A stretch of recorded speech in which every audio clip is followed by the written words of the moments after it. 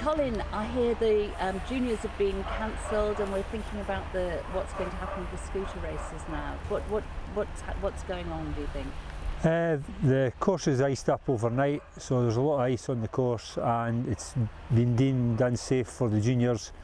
Scooter looks like it'll probably be cancelled as well, and they're doing a course inspection at 11 o'clock to see if the main race can go ahead due to ice.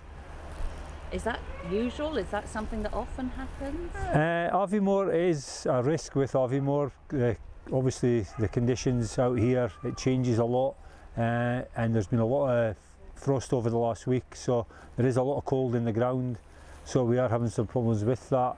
And over the last few years there has been certain days cancelled because of ice on the course.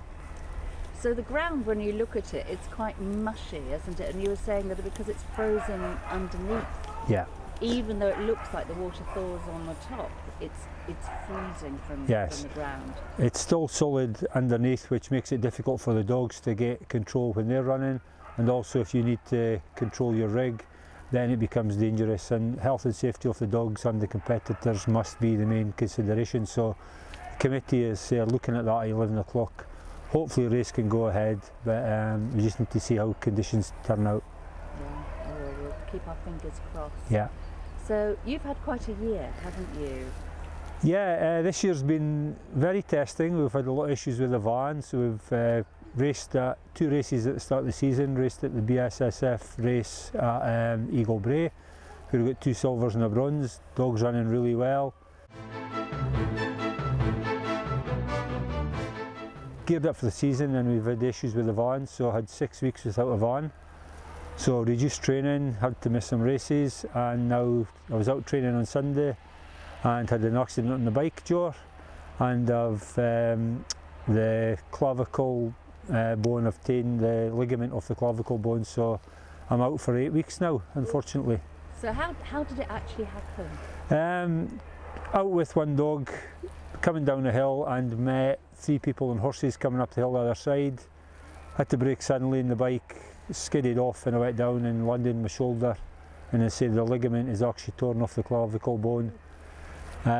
In quite a lot of pain, but dog's okay, bike's okay, horses are okay, and we'll live to fight another day. Oh. And you've got a dog racing here today? Yes. Or tomorrow, yes? One of our girls, Sapphire, she's here racing with some of her kennel mates, so she's racing with somebody else, so that'll be good to see her. We came to have a social weekend, enjoy seeing everybody without the pressure around dogs, meet friends again, and we'll see Sapphire running, which will be quite a proud moment as well.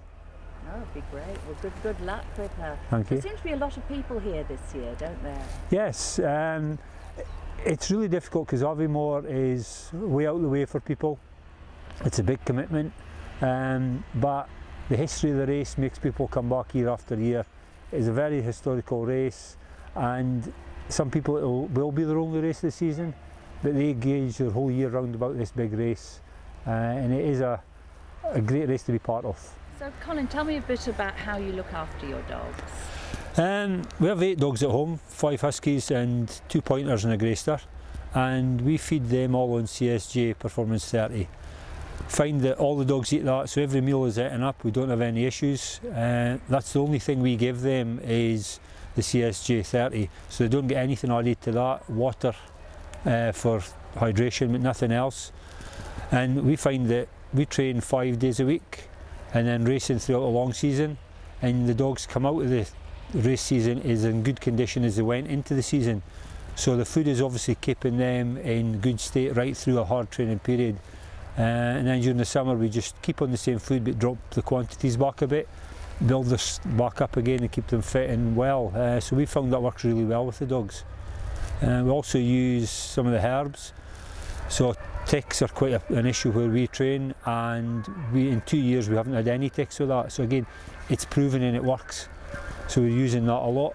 And no ache, one of our older boys, we put him on no ache. And again, you can just see the difference in him. He's getting up without stiffness, he's really good. So we just find the products work really well, and it's over hard working dogs.